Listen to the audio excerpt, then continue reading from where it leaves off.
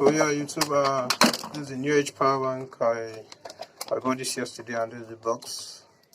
It's the model Y3-5c, and it's 12,500 milliamp power battery. I think new age is one of the best power bank producer in the country right now. This is the power cable. I think triple lengthy. So this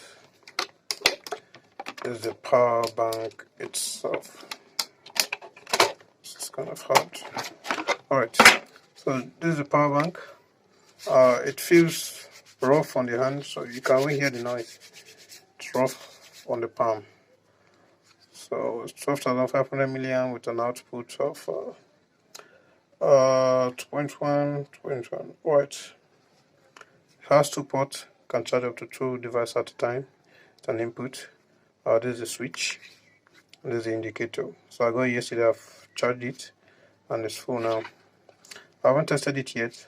I'm about to do that. It's kind of portable on your hand. Very portable, powerful and portable, I guess. I would say, because I haven't tested it yet. I would say it's powerful, but depending on the brand, it will be powerful. So